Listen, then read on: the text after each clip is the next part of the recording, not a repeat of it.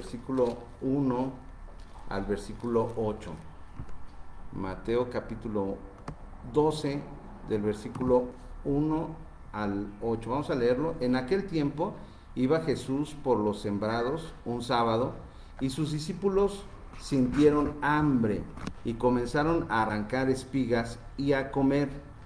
Los fariseos, al verlo, le dijeron: tus discípulos hacen lo que no está permitido hacer en sábado.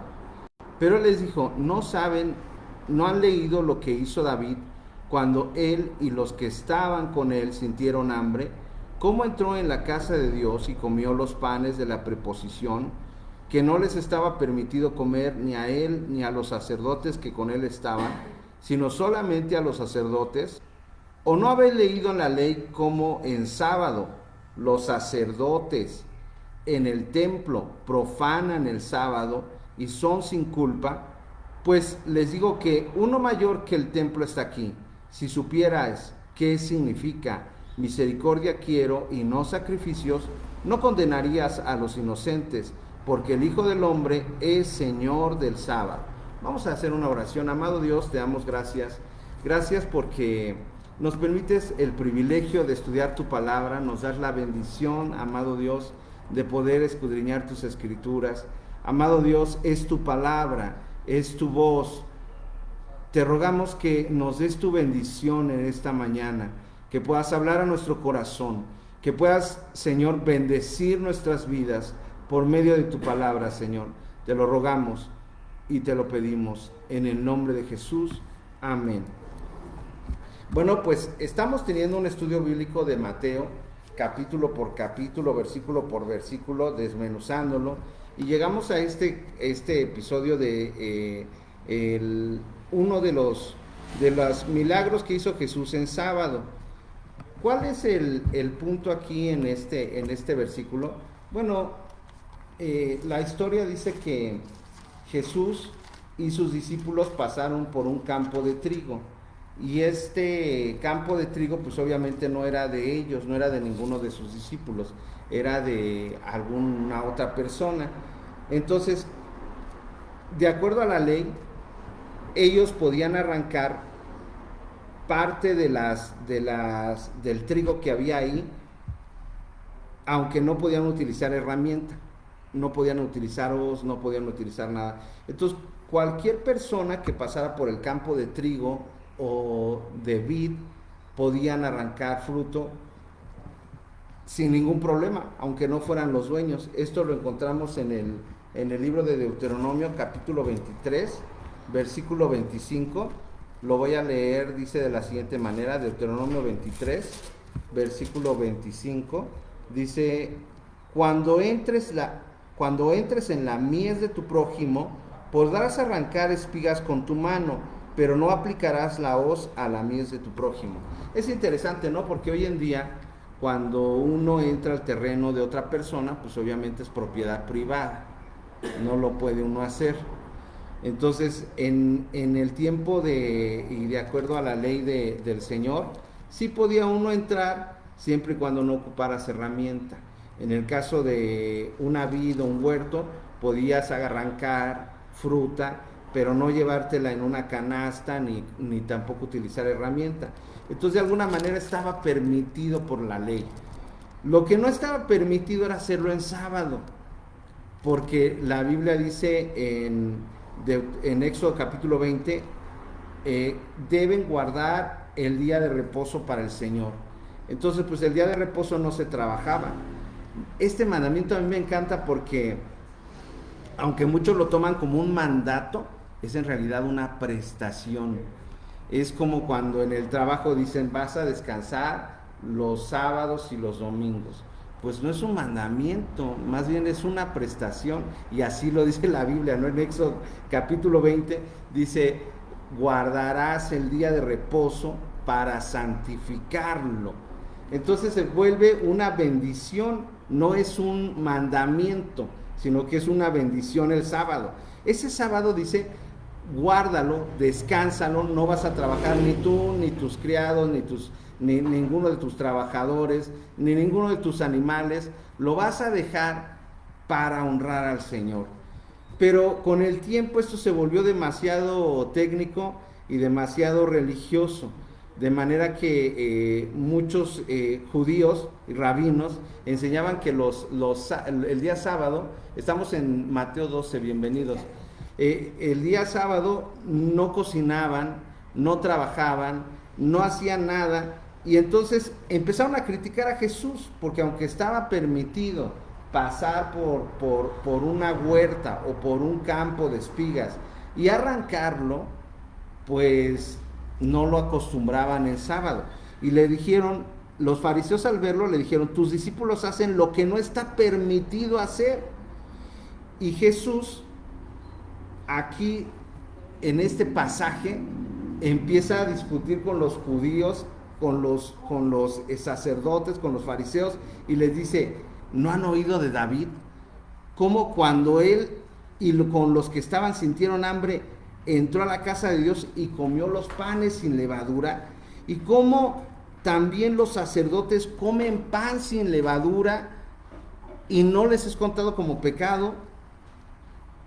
Pues sepan que uno mayor que el templo está aquí. Y en esta parte es hermosa. En este pasaje tan hermoso de la palabra de Dios, nos va a hablar acerca de que Jesús es Señor del sábado. Y el Señor Jesús se compara con 4 cosas.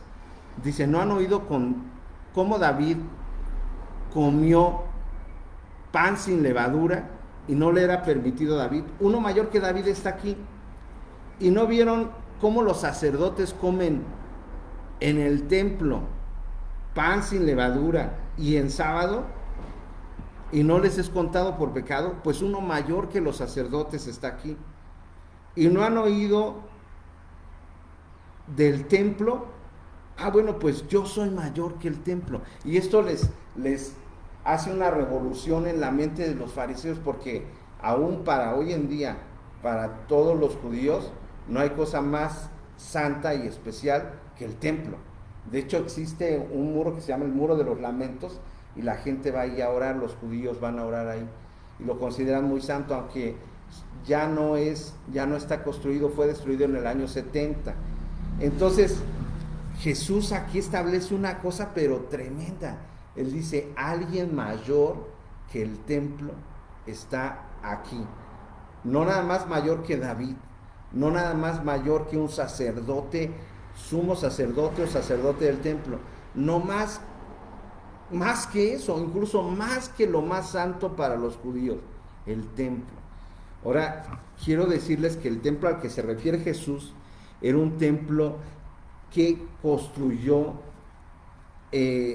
Herodes con la finalidad de ganarse al pueblo de Israel.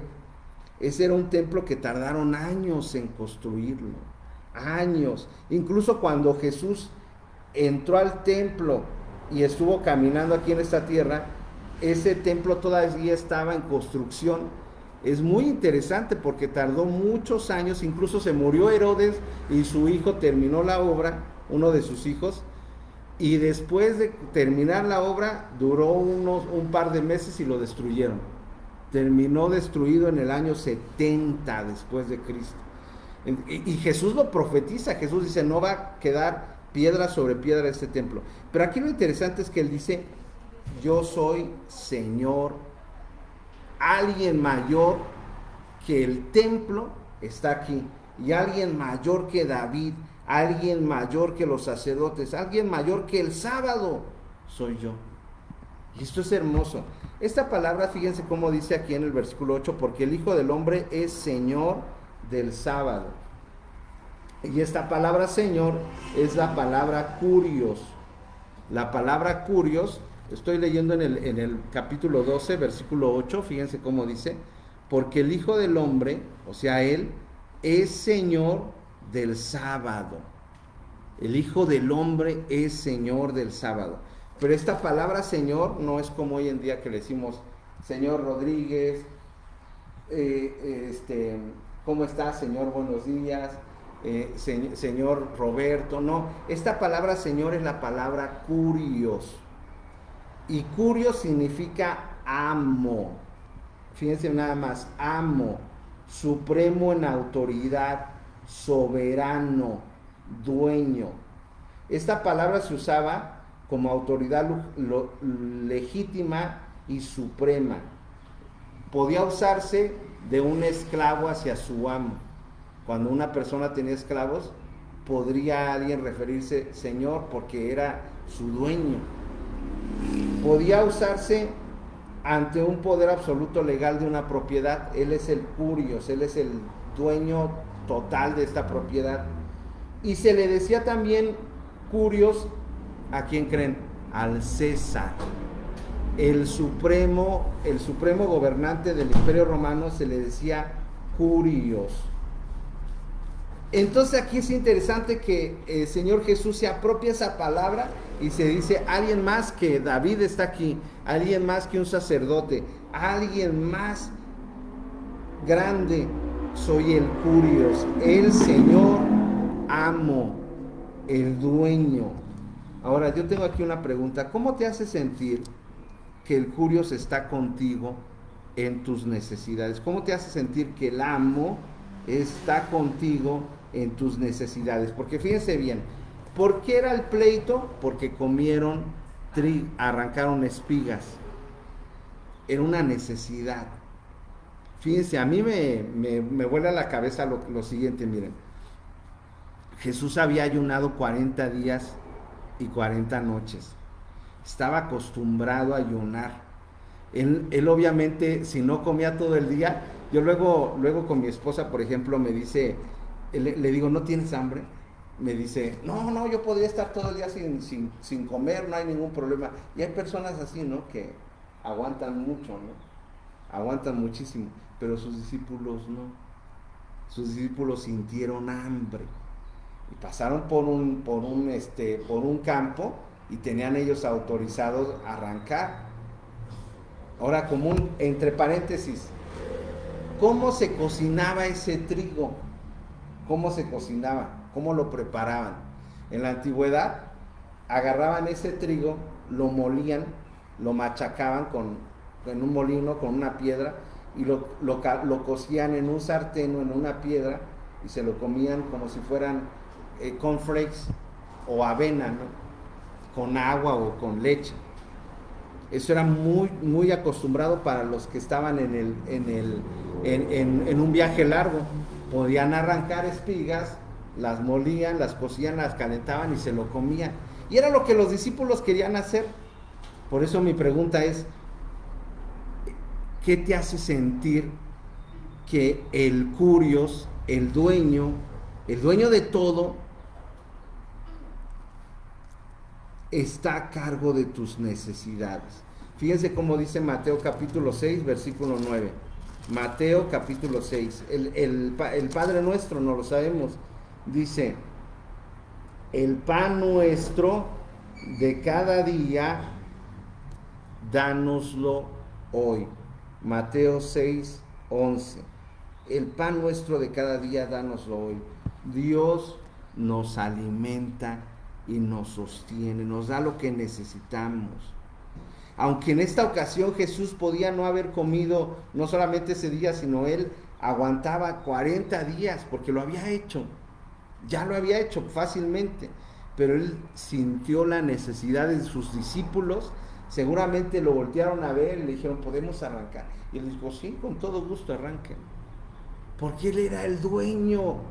Y dice, alguien más grande que el sábado está aquí, alguien más grande que el sacerdote, alguien más grande que el templo está aquí, y soy yo, y yo se los autorizo.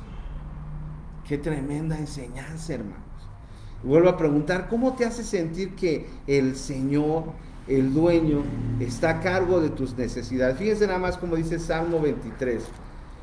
El Salmo 23, estoy leyendo pasajes conocidísimos que no lo sabemos de memoria, pero son hermosos. Salmo 23, versículo 1 al 3. Fíjense nada más cómo dice: Jehová es mi pastor, nada me faltará. En lugares de delicados pastos me hace descansar. Es mi proveedor. En lugares de delicados pastos me hace descansar. Junto a aguas de reposo me pastoreará. Fíjense nada más en el 6. Ciertamente el bien y la misericordia me seguirán todos los días de mi vida. Es hermoso. Jehová es mi pastor. Él es el que me cuida. Él me sustenta. Él me protege. Estoy a su cargo. Fíjense nada más las comparativas, las analogías que hace la Biblia de Dios como mi pastor. Dios es mi pastor, el que me cuida, el que me protege, el que me sustenta, el que me lleva a los campos a comer. Pero también es el Señor, pero no es un Señor como el César, que era un emperador así, que a veces pensaba de manera muy déspota. No, sino que es un Señor que se preocupa por nuestras necesidades. Jehová es mi pastor, nada me faltará. En lugares delicados pastos, no solamente pastos, sino delicados pastos, me hace descansar. Conforta mi alma. Ciertamente el bien y la misericordia me seguirán todos los días de mi vida. Estas dos palabras, bien y misericordia, es una cosa hermosa, bellísima, hermanos. El bien y la misericordia de Dios. ¿Qué puedes tú considerar como el bien, un bien o el bien a tu vida, Consuelo?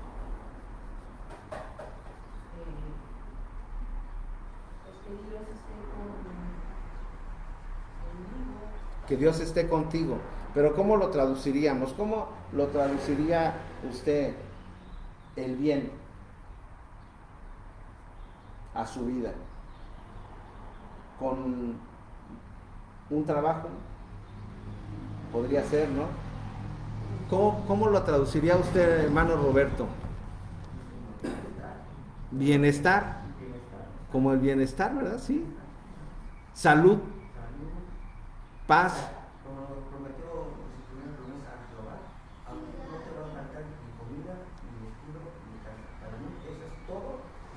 Pero fíjense cómo, amén. Dice, no me va a faltar nada, fíjense. Ciertamente el bien y la misericordia me seguirán todos los días de mi vida. Fíjense, si entendemos la palabra en hebreo para estas dos, bien y misericordia, nos va a dar mucho entendimiento. Esta palabra bien es la palabra top, así T-O-B, top, y significa bueno, abundancia, bienestar, alegría, dichoso, éxito, favor, felicidad, fértil, próspero, abundancia, el bien. Me van a seguir. Fíjense cómo hay personas que dedican mucho esfuerzo hacia el bien, hacia que te vaya bien. Personas que se estresan y hasta se enferman. He tenido, desgraciadamente, dentro de donde he trabajado, he visto personas que les da una parálisis facial por todo el estrés del trabajo. He visto personas que han fallecido en algunos trabajos de un derrame cerebral o de un paro cardíaco por tanto estrés. Y fíjense cómo dice aquí, el bien, lo bueno, lo agradable, la abundancia, el bienestar, la dicha, el éxito, el favor, la felicidad, me seguirán. ¿Por qué? Porque el Señor es mi pastor. Si decides que el Señor sea tu pastor, el bien y la misericordia me seguirán. Ahora, esta segunda palabra, misericordia, es otra palabra hermosísima. Es la palabra en hebreo Gesed. Gesed con H. Gesed. Y significa bondad, amor, benevolencia, clemencia, favor, gracia, misericordia. La Nueva Traducción Viviente lo traduce como amor inagotable. Amor inagotable. Y me encanta cómo lo traduce la Nueva Traducción Viviente, porque es lo que es amor inagotable.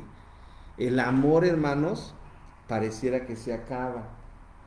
Por ejemplo, en un matrimonio, después de 3 años, dicen los psicólogos, los psiquiatras, psicólogos, que después de 3 años se pierde ese romance, ese enamoramiento, y empiezan los problemas. Y muchos se separan después de 20, 30 años, después de que los hijos se van, se agota ese amor. Pero dice aquí que es amor inagotable, que no se agota. Ese amor que nos da Dios es permanente, es eterno, es hermoso. Entonces el bien y la misericordia me seguirán todos los días de mi vida. Fíjense, entonces ahora sí regresamos a nuestro capítulo de Mateo. Entonces así es el cuidado y el amor que Dios nos da. Por eso les pregunto, ¿cómo te hace sentir que el Curios, el Señor Jesús, está en el nivel más alto de todo el universo? Es Curios, es amo. Y Él tiene cuidado de nosotros como un pastor, con amor inagotable. Entonces fíjense, ¿cómo te hace sentir? Ahora fíjense, más adelante vamos a ver que Jesús hace otros milagros. Sana a una persona con la mano seca. Y después libera a un endemoniado que aparte era ciego y mudo. Pero fíjense, aquí este pasaje a mí me encantó cuando estaba poniendo a estudiar esto. Pero fíjense, una persona, fíjense nada más, los 5 sentidos. A una persona va a sanarla del tacto, de la mano, la tenía seca, es decir, parálisis de una mano. Y otra, más adelante en el 22, sana a un endemoniado, pero estaba ciego, el sentido de la vista, y mudo. Y fíjense nada más, y los fariseos, al oírlo, el sentido del oído, decían, este no echa fuera a los demonios sino por Belcebú. Fíjense nada más, el sentido del olfato. El sentido del olfato en la Biblia nos habla de la reverencia. Fíjense nada más, Dios sana a una persona del tacto, sana a otra persona que era mudo, sentido del gusto, y ciego. Pero los fariseos, al oír estas sanidades, el sentido del oído, decían, los echa fuera por demonios. Qué falta de reverencia, hermanos.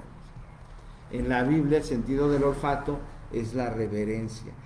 En este pasaje el Señor Jesús se está mostrando, se revela como el dueño más grande que lo más santo para los judíos, que es el templo, más que un sacerdote, más que el rey David, que era el rey más importante, y se pone por encima de nuestros 5 sentidos, del tacto, de la vista, del oído, del olfato, que es la reverencia. Y vamos a leerlo, vamos a desmenuzarlo. Fíjense nada más cómo dice. Saliendo de ahí, se fue a la sinagoga de ellos, y había ahí uno que tenía seca una mano, parálisis de una mano. Para poder acusar a Jesús, le preguntaron, ¿está permitido sanar en sábado? Y él les dijo, ¿qué hombre entre ustedes, si tiene una oveja? Fíjense, Salmo 23. ¿Qué hombre de ustedes, si tiene una oveja y ésta se le cae en un hoyo en sábado, no le echa mano y la saca? Pero ¿cuánto más vale un hombre que una oveja? Por consiguiente, está permitido hacer bien en sábado. Entonces dijo aquel hombre, extiende tu mano. Él la extendió y le fue restaurada y sana como la otra. Salieron entonces los fariseos y se confabularon contra Jesús para destruirlo. Ya les dije, el sábado, hermanos, el sábado es un mandamiento hermoso, porque en lugar de que sea un mandamiento, es un privilegio. es una prestación que le da el Señor a su pueblo. Honra el día sábado, guarda el día sábado para santificarlo. No trabajarás, ni tú, ni tus hijos, ni tus criados, ni tus animales, todos van a descansar. ¿Es un mandamiento? Imagínense cuando tú vas al trabajo y te dicen, tú vas a descansar sábado y domingo, o los domingos nada más. ¿Lo ven como una orden? ¿Cómo lo vemos, hermana? Como un privilegio. Y me parece interesante cómo los seres humanos tomamos esa bendición y en lugar de decir, ay, es una prestación, es una bendición de Dios, decimos, no hay que hacer nada en sábado, no hay que trabajar, no recojan espigas, aunque tengas hambre, no, es sábado. No, ¿cómo va a sanar Dios el sábado? Fíjense, qué cosas, hermanos. Y Jesús lo hace, ¿por qué? Porque es curioso, es dueño. Y Él se pone como el dueño de toda la humanidad y dice, ¿qué hombre de ustedes hay que si tiene una oveja, no la saca? Se le cae al hoyo una oveja y no la saca. Salmo 23, el Señor es mi pastor. O sea, Él está diciendo, yo soy el Señor y ella es como mi ovejita y la voy a rescatar. Qué hermoso, hermanos. Fíjense, Salmo 113, 7, nada más, fíjense cómo dice Salmo 113, versículo 7, Salmo capítulo 113. Es hermosa la palabra del Señor. Salmo 113, versículo 7, dice de la siguiente manera: Él levanta del polvo al pobre y al menesteroso alza de su miseria para hacerlo sentar con los príncipes de su pueblo. ¿Qué hombre hay si su oveja se cae en un hoyo en sábado? La deja ir, no, ya mañana que sea día laboral, la saca. Dice, no, cualquier hombre, si su animalito está ahí, lo saca. Si es su hijo más, si es su bebé, pero ni lo piensa. Fíjense, Él levanta del polvo al pobre y al menesteroso alza de su miseria para hacerlo sentar con los príncipes. Y es lo que hace Dios con nosotros. Nos levanta del polvo, nos alza, nos hace sentar con los príncipes de su pueblo y nos dice, este es mi hijo amado. Qué hermoso, hermanos. Fíjense nada más ahí mismo, Salmo 42. Salmo 42 dice de la siguiente manera: pacientemente esperé a Jehová y se inclinó a mí y oyó mi clamor y me hizo sacar del pozo de la desesperación, del lodo cenagoso. Puso mis pies sobre peña y enderezó mis pasos. Muchos de nosotros hemos pasado por sufrimiento, por dolor, y el Señor nos ha sacado de ese estado.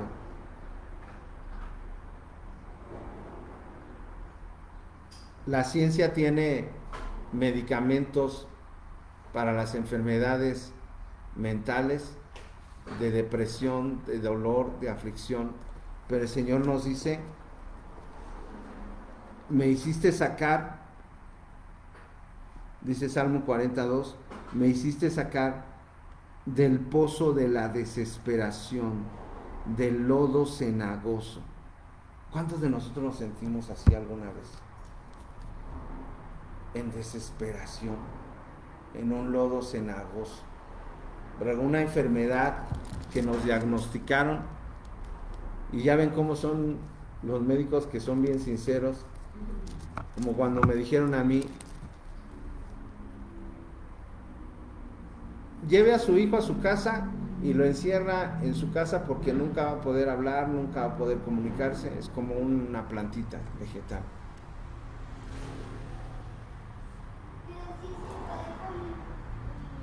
Pero Dios dijo, no, ahí está, habla, piensa, se comunica.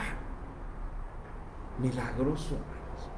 ¿Por qué? Porque Dios es poderoso. Me hizo sacar del lodo cenagoso. Amén. Entonces, ¿qué hombre hay si su ovejita se cae, no la va a sacar? Y dice el Señor, yo soy curioso, yo lo hago. Yo soy el amo y lo saco. Y fíjense nada más hermoso en Efesios 2:5, más tremendo, hermano, más tremendo. Efesios 2, versículo 5, fíjense nada más cómo dice. Hermosa la palabra del Señor. 2:5. Aún estando nosotros muertos en nuestros pecados, nos dio vida juntamente con Cristo. Por gracia sois salvos. Juntamente con Él nos resucitó y nos hizo sentar en los lugares celestiales con Cristo Jesús.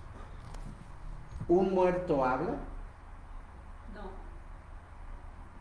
¿Un muerto toma decisiones? Y fíjense cómo dice aquí. Pero estando muertos en nuestros pecados, nos dio vida.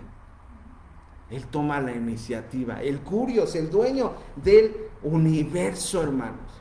De todo, en el nivel más alto. Se baja, donde estamos en nuestra situación de lodo cenagoso, del pozo de la desesperación, muertos en nuestros pecados y delitos, y nos hizo levantar. Aún estando nosotros muertos en nuestros pecados, nos dio vida juntamente con Cristo. Y nos resucitó y nos hizo sentar en los lugares celestiales en Cristo Jesús. Qué hermoso, qué hermosa palabra de Dios, hermosa su palabra. Mateo, regresamos a Mateo. Entonces, ¿qué hombre de ustedes hay que si su oveja se le cae en un hoyo en sábado, no la rescata? Pues vean, yo soy Curioso, soy Señor, el amo. Por consiguiente, tu mano es restaurada.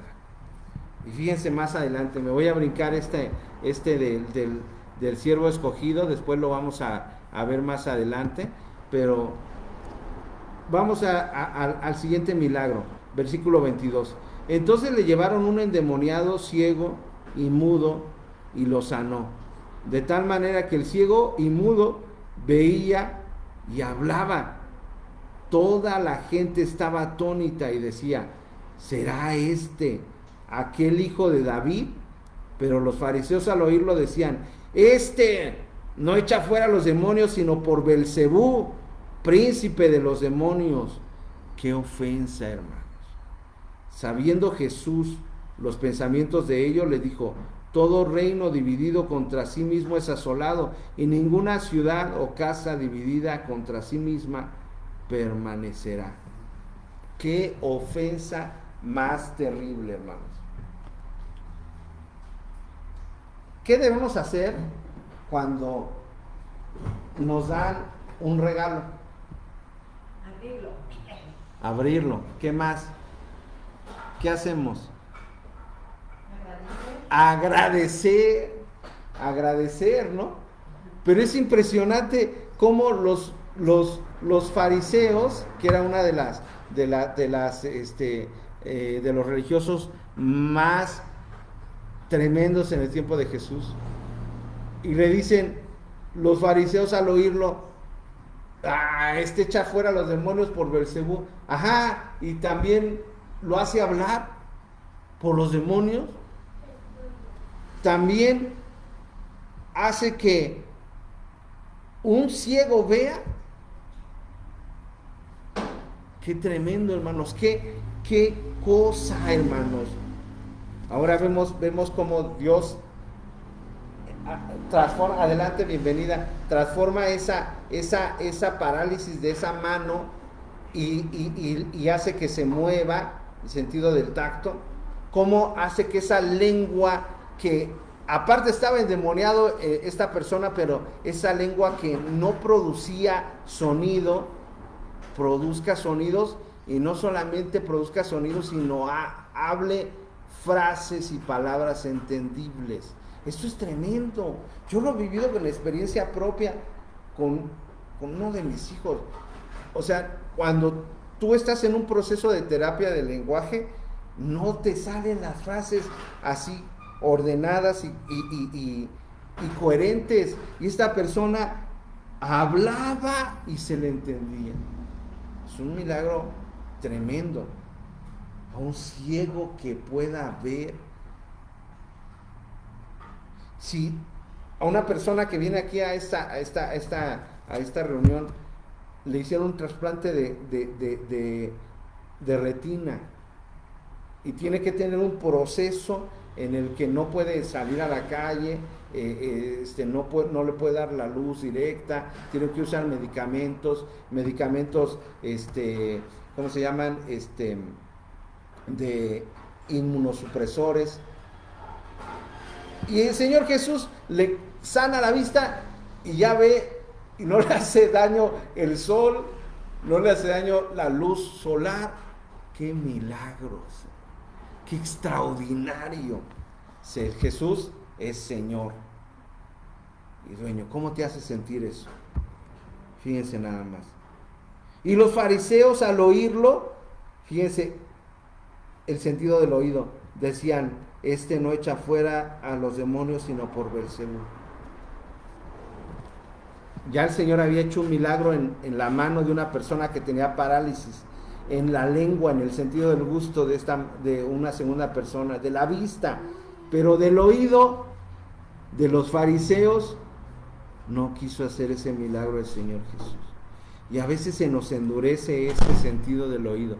Al rato en la reunión principal vamos a tener estudiamos Hechos, pero quiero presentarles dos argumentos en contra de los ateos que, por más que escuchan y ven, no lo pueden entender, porque es necesario un milagro. Dice la Biblia que el Mesías tenía que venir, pero que era necesario que fuera rechazado por su pueblo, para que todos los demás del mundo conociéramos ese mensaje de salvación. Es tremendo, hermanos. Es hermoso. Vamos a ver si ¿qué más podemos aprender en este pasaje, hermanos? Jesús se revela aquí como un siervo. Fíjense nada más. Mateo capítulo 12, del versículo 18 al 21. Cuando Jesús supo de esto, se retiró de allí y lo siguió mucha gente, y sanaba a todos, y les encargaba rigurosamente que no lo descubrieran, para que se cumpliera lo dicho por el profeta Isaías: este es mi siervo, a quien he escogido, mi amado, en quien se agrada mi alma. Pondré mi espíritu sobre él, y a los gentiles se anunciará juicio. No contenderá ni voceará, ni nadie oirá en las calles su voz. La caña cascada no quebrará, y el pábilo que humea no apagará, hasta que haga triunfar el juicio. En su nombre esperarán los gentiles. Hermanos, es impresionante cómo después de todos estos milagros había gente que no quería seguir a Jesús. Más atrás vemos: si estos milagros se hubieran dicho, esto lo dice en Mateo 11, si estos milagros se hubieran hecho en Sodoma y Gomorra, la gente se hubiera convertido. La gente de Tirón y Sidón se levantará contra esta generación y les dirá: ¿cómo no creyeron si vieron esos milagros? Pero estaba profetizado para que el evangelio llegara a todo el mundo. Pero otro detalle aquí muy hermoso, fíjense: cuando Jesús supo de esto, se retiró, lo siguió mucha gente y sanaba a todos. Y esta palabra sanada es otra palabra hermosa, fíjense, es la palabra terapeuo. Y quiero hacer una comparativa entre la palabra Jehová Rafa del Antiguo Testamento: Jehová es mi sanador, Jehová Rafa, y la palabra terapeuo. Esta palabra terapeuo que se usa aquí en este pasaje dice servir servilmente adorar a Dios, aliviar las enfermedades, curar, sanar. Esta palabra que ya en el español pierde su sentido, en el griego que se escribió no tanto. Dice Jesús terapeua a todos. Viene de nosotros usamos la palabra terapia, ¿verdad? Para actualmente. Es esa palabra terapeuo. Jesús daba terapeuo a todos, daba terapia a todos, sanaba a todos. Y luego más adelante dice, este es mi siervo, mi escogido. Fíjense nada más. Dios se revela en el Antiguo Testamento como Jehová Rafa, Jehová sanador. Y en el Nuevo Testamento con Jesús como un siervo que sana. Es hermoso. Jesús no solamente sanaba a las personas como el Señor, y no solamente se revela como el amo, como el dueño, como el que rescata una oveja, sino como un siervo que se pone su mandil. Y esta palabra terapeuta es como una persona que cuida a un enfermo, como una persona humilde que está al servicio de los demás. Y es hermoso, hermano, porque Jesús, siendo dueño, siendo Señor, se volvió siervo. Jesús no estaba ahí como un Jehová Rafa del Antiguo Testamento que vean todos, voy a hacer un milagro. Atención, pongan atención, voy a sanar a este, le voy a dar vista. No, él se puso su mandil de siervo, de terapeuta, de siervo. No le digas a nadie, voy a cuidarte, voy a tratarte con esta terapia, te voy a atender, te voy a hacer un milagro, pero no como Jehová Rafa del Antiguo Testamento, sino como un siervo. Es hermoso. Ese Señor, ese amo, dice en Colosenses también y en otros pasajes de la Biblia, siendo Dios, no estimó el ser igual a Dios como cosa que aberrarse, sino que se despojó de su gloria y se hizo siervo y nos sanó. Quisiera leer Isaías capítulo 53. ¿Alguien tiene alguna duda, algún comentario? Isaías 53, versículo 3 y 5, nos habla de este siervo que sana. Fíjense nada más. Despreciado y desechado de entre los hombres, varón de dolores, experimentado en sufrimiento. Como que escondimos de él el rostro, fue menospreciado y no le estimamos. Ciertamente llevó él nuestras enfermedades, sufrió nuestros dolores, pero nosotros le tuvimos por azotado, por herido y afligido por Dios. Mas él herido fue por nuestras rebeliones, molido por nuestros pecados. Por darnos la paz, cayó sobre él el castigo, y por sus llagas fuimos nosotros curados. ¿Mediante qué poder hacía sus milagros Jesús? Los fariseos le dijeron, por el poder de Belcebú, por el poder de los demonios, libera a estos. No es por ese poder. ¿Mediante cuál poder? Del Espíritu Santo. Pero ¿por qué tenía ese privilegio de sanar? Se los voy a poner de otra manera.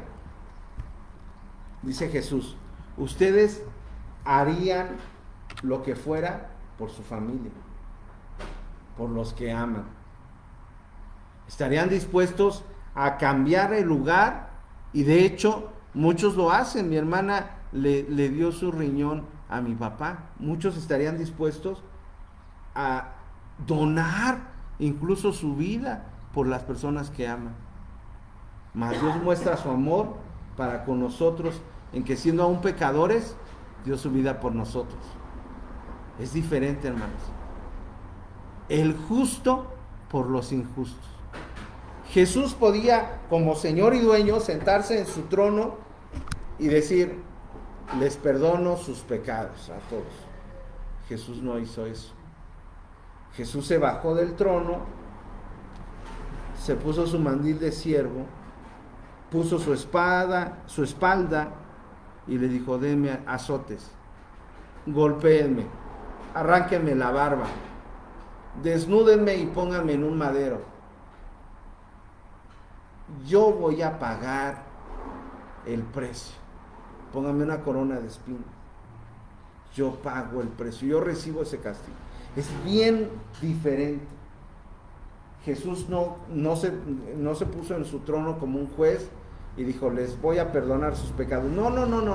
Voy a pagar por sus pecados en la cruz. La cruz, hermanos, es un parteaguas en la historia de toda la humanidad. En el Antiguo Testamento las personas tenían que mirar hacia la cruz, hacia el futuro, hacia la promesa del Mesías. Isaías 53, que acabamos de leer, es una profecía sobre el sacrificio de Jesús en la cruz 700 años antes de que ocurriera. 700 años antes. Isaías veía hacia el futuro, hacia Jesús. Pero nosotros lo vemos hacia el pasado. Parteaguas, antes de Cristo, después de Cristo. Antes de Cristo, ellos veían hacia el futuro y decían hacia la promesa del Mesías. Nosotros vemos hacia el pasado y decimos que el Mesías ya vino, ya murió en la cruz por mis pecados, y vemos hacia el pasado. Sobre esa misma cruz, nuestros pecados son perdonados. Nuestras enfermedades, somos sanados. Nuestras situaciones mentales, de enfermedad mental, de depresión, de tristeza, de aflicción, es pagada en la cruz. Todo. Jesús ahí gritó: consumado es. El precio está pagado. Por eso vemos que Jesús sanó esa mano. ¿En cuenta a qué? Al sacrificio que iba a hacer Jesús. Ahí en unos años más, en 2-3 años, Él iba a pagar el precio para que esa mano fuera sana. ¿Por qué liberó a ese endemoniado? A cuenta de lo que Él iba a hacer en la cruz. Esa persona era inmunda, estaba llena de demonios, pero ¿a cuenta de qué? Del sacrificio que Él iba a hacer en la cruz. Sanó esa lengua y le puso sonido y hizo que pronunciara palabras coherentes, entendibles. ¿Con base a qué? A su sacrificio. Y nosotros, hermanos, Dios nos sana, nos restaura. ¿Por qué? Porque Él pagó el precio. Y Él es Señor. Es un Señor que no solamente nos ama, sino que Él paga el precio por nuestros pecados y nos rescata. Vamos a dejarlo aquí, hermanos, aquí hasta este pasaje. Aquí lo cerramos. Vamos a darle gracias a Dios. Vamos a bendecir el nombre del Señor. Y vamos a darle gracias a Dios por eso. Vimos dos palabras: Señor, Curios, amo. Que no es un amo como el César, sino es un amo que tiene el cuidado de nosotros como una ovejita. El Señor no es un sanador espectacular que se sentaba y voy a hacer un milagro. Vean el milagro. No, Él decía: cállense, no lo digan a nadie. Voy a hacer un milagro como siervo. Y es lo que hace con nosotros hoy. Vamos a darle gracias a Dios. Vamos a pedirle a Dios que Dios nos sane, que Dios haga un milagro con nuestras vidas. ¿Quiere orar con nosotros? ¿Quiere pedirle a Dios con nosotros un milagro, una bendición? ¿Quiere poner en las manos de Dios su vida, en las manos de Dios como nuestro pastor? Jehová es mi pastor, nada me falta. Jehová es mi pastor, me hace descansar en lugares de reposo, me pastorea. Jehová es mi pastor, y me da su amor inagotable. Señor, gracias porque siendo tan grande como tú lo eres, Dios, siendo tan inmenso, tan poderoso, te dignaste a venir a esta tierra, a caminar en esta tierra 3 años, a sanar enfermedades, pero tú no te quedaste ahí en ese lugar, sino que resucitaste y estás con nosotros. Donde 2 o 3 congregados, ahí estás tú, Señor. Y aquí estás tú en medio de nosotros, oyendo este mensaje. Y te pido un milagro, Señor. Habla cada vida, Dios. Señor, traigo delante de ti a cada uno de mis hermanos. Señor, a cada uno de ellos los traigo delante de ti, Señor. Y te pido que les bendigas, Señor. Señor, a lo mejor no tenemos la mano seca, no tenemos la lengua pegada y podemos ver. Pero, Señor, yo te pido un milagro en su vida de cada uno de ellos. Tú conoces en qué situación vienen, Dios. Si están enfermos, si tienen alguna necesidad. Pero yo te pido un milagro para cada uno de ellos, Dios. Que ellos puedan ver y saber que tú eres Curios. Tú eres Señor de señores, dueño. Amado Dios, nos depositamos en tus manos como una oveja, como parte de tu creación, Dios. Y yo te invito a que hagas esta oración. Dile: Señor Jesús, reconozco que soy un pecador, reconozco que he pecado contra ti, Dios, he hecho lo malo. Te pido perdón, te pido que limpies mis pecados con tu sangre preciosa, que escribas mi nombre en el libro de la vida y que me des la vida eterna. Creo que Jesús, el Hijo de Dios, murió en la cruz por mis pecados. Creo que Jesús resucitó y que me salva. Pongo mi vida, Dios, en tus manos. Te pido que escribas mi nombre en el libro de la vida y que me perdones. En el nombre de Jesús. Amén. Si tú has hecho esta oración, ahora eres un hijo de Dios. Te doy gracias por escuchar este mensaje y esperamos que puedas acompañarnos el siguiente domingo.